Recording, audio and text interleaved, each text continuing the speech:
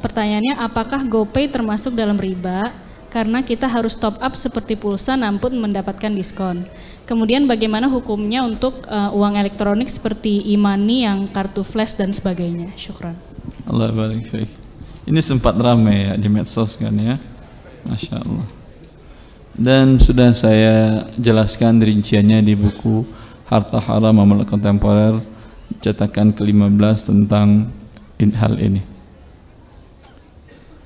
Permasalahannya bukan GoPay-nya haram, e-money haram, tidak.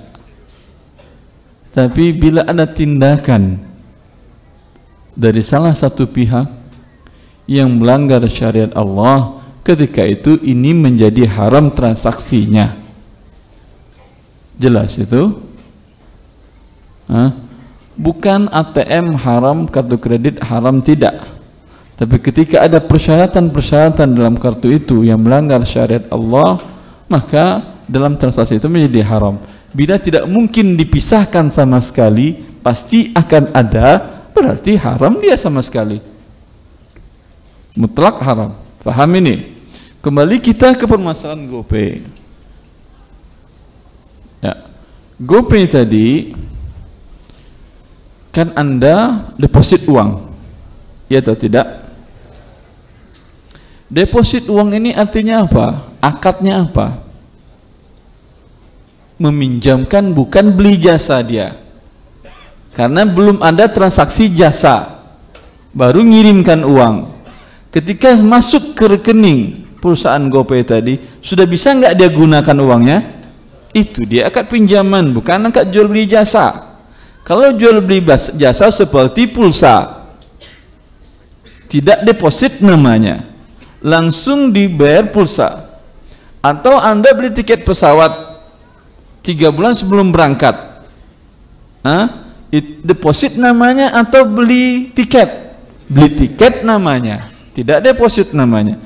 Bisakah Anda minta program deposit ke salah satu penerbangan, maskapai penerbangan di Indonesia, umpamanya maskapai yang terkenal Garuda, saya sering kerja ke antar pulau segala macam, atau ada bisnis segala macam, khawatir saya nanti pada waktunya rekening saya kosong, saya deposit di Anda umpamanya 10 juta.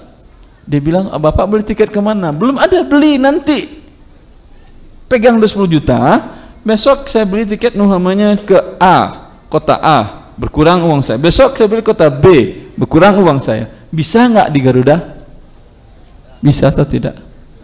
Tidak bisa, karena tidak ada deposit dia. Kalau yang di GoPay bisa atau tidak?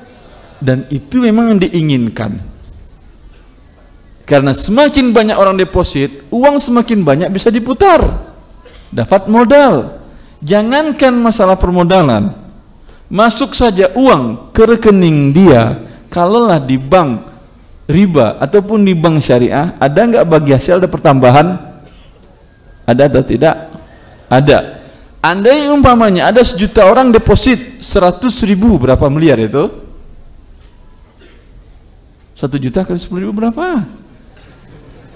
100.000 sudah 10 miliar. 10 miliar per hari, berapa sudah keuntungannya? Karena nggak mungkin hari ini Anda masuk, hari ini habis langsung saldonya Anda gunakan membayar ke drivernya. Mungkin atau tidak? Mungkin dari 1 juta orang yang bayar tadi, paling yang menggunakan di hari itu paling 5%, 10%. Iya atau tidak? Itu keuntungan yang luar biasa. Dan buktinya ini keuntungan luar biasa. Anda lihat banyak perusahaan berlomba-lomba membuat skema yang sama, bisa mengumpulkan dana sebanyak-banyaknya, sampai di sini tidak masalah. Tetapi karena akadnya deposit meminjamkan, maka si pemberi pinjaman tidak boleh mendapatkan keuntungan atau pertambahan. Ya, silakan deposit, nggak ada diskon. Mau bayar pakai deposit, mau pakai uang cash, tidak ada, sama. Tapi kalau dia buat sistemnya seperti itu, menarik nggak bagi para konsumen? Menarik apanya? Ngapain saya kirim uang ke dia, uang saya berkurang, bagi saya nggak ada manfaat. Oleh karena daya tariknya diskon. berkurang. Diberikannya adalah keuntungan laba. Kalau ke lain jasa sekian, kalau cash, kalau ke ini jasanya jadi murah. Kenapa jadi murah? Untuk menarik orang memberikan pinjaman kepada dia. Bukankah keuntungan jasa pinjaman? Jangankan Abu Hanifah radhiyallahu taala an, kalau dia meminjamkan uang kepada seseorang, maka kalau hujan dipanggil oleh orang minjam uang tadi, ta'al ya imam, berteduh di rumah saya, istazil tahta baiti, masuk rumah silakan berteduh, kasihan hujan-hujan nanti kamu demam. Beliau tidak pernah mau, khawatir itu manfaat dari pertambahan dari uangnya. Kalaulah dia berteduh di tempat lain kan bayar, ya atau tidak? Maka ini yang dikatakan Rasulullah SAW, idza aqrada ahadukum qardan wa uhdiya ilaihi aw hamalahu fi dabatihi fala yaqbalha wa la yarkab illa yajri bainahu wa bainahu qabla dhalika. Hadis Abu Dawud disahihkan banyak para ulama dan An-Nawawi dan Syekh Al-Albani. Kata Rasulullah, bila seseorang meminjamkan uang kepada seseorang, lalu si penerima pinjaman memberikan hadiah kepada pemberi pinjaman, atau si penerima pinjaman memberikan jasa tunggangan, kata Rasulullah, jangan terima hadiahnya dan jangan mau naiki tunggangannya. Tetangga A dan B, A butuh uang 10 juta, lalu dia pinjam kepada B, dipinjamkan oleh B. Selama ini A tidak pernah berikan hadiah makanan apapun kepada si B. Semenjak pinjaman, Masya Allah, pagi hari lontong, kirim pecel, siang hari nasi bungkus padang dikirim, malam hari sate dikirim. Ini sate, apalagi ini lontong, nasi padang, riba semuanya ini. Karena sebelumnya tidak pernah ada. Kenapa? Nanti ketika dia bayar 10 juta, bukan 10 juta dia bayar, 10 juta ditambah hadiah. Selama ini hitung berapa hadiahnya. Andai hadiah itu dihitung, diakumulasikan namanya angkanya 500.000, berarti dia bayar 10 juta 500.000. Itulah dia ribanya. Sampai Rasulullah mengatakan kalau ditawarkan tunggangan, jangan kau naiki, kata Rasulullah. Kebetulan dia satu kantor, si A dan si B bertetangga tadi. Sebelum pinjaman ini nggak pernah si A itu nawarin, ayo bareng aja daripada naik 2 kendaraan, nggak pernah. Tapi Masya Allah, setelah dapat pinjaman, ketok pintu, assalamualaikum, ayo bareng-bareng, daripada repot-repot. Ini kan namanya dapat ketika dia bayar, ojeknya ada berapa tuh kalau dia naik ojek? Anggap umur 20.000 1 bulan, berapa? Udah 400.000 kan ya? 20.000 ke 20, 400.000. Sampai dia mengembalikan nanti bukan 10 juta lagi. Kalau sebulan 10 juta 400.000. Kalau 2 bulan 10 juta 800.000. Teruskan pertambahannya. Kecuali ini sudah sering terjadi, kata Rasulullah, illa ajri bainahu wa bainahu qabla dzalika. Sebelum pinjaman ini tetangga berdua ini Masya Allah, satu kantor, sering ketemu, assalamualaikum, ayo bareng, daripada 2 mobil, daripada 2 kendaraan. Begitu juga kadang ada hadiah, beri makanan, beri segala macam. Ketika ada pinjaman tetap berjalan, ini bukan karena pinjaman dan bukan riba namanya, emang hadiah.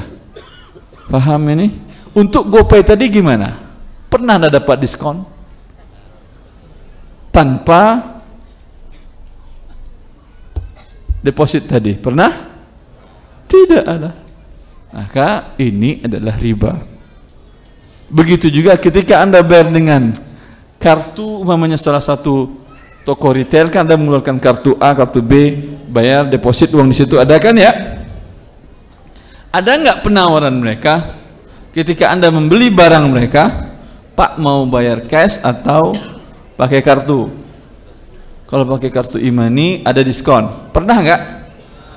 Sama, nggak ada bedanya, sama ribanya. Ketika Anda cash pakai uang, harganya biasa 100.000. Ketika Anda pakai kartu yang meminjamkan uang kepada dia sebelumnya, harga 90.000. Berarti Anda pinjamkan kepada dia sekian, ada pertambahan 10.000 dari dia. Yang nggak meminjamkan dia nggak ada pertambahan. Riba atau tidak? Alhamdulillah. Begitu juga kartu tol yang bayar uang di depan. Kalau Anda pakai kartu tol, kan minjamin uang ke dia kan ya, walaupun ke sesuatu bank tapi atas nama rekening dia, milik dia. Pernah nggak ada program promosi dan lain-lainnya? Kalau pakai kartu ada potongan, kalau tidak pakai kartu harga biasa. Pernah? Kalau pernah ada ribanya jangan. Yang jelas ketika beda harganya, apakah dia kartunya haram? Tidak, berguna sekali. Tapi ketika ada penawaran riba, jangan pakai. Paham? Ketika penawaran dari toko retail tadi, Pak, kalau pakai cash sekian, kalau pakai kartu yang deposit tadi lebih murah. Dia bilang, saya nggak mau pakai riba, nih cash. Paham antum? Tapi kartunya ditelarang, tidak boleh kartunya. Gunakan nanti namanya buat tol dan lain-lainnya. Jelas permasalahan apa tadi? GoPay tadi. Allah barik fikum.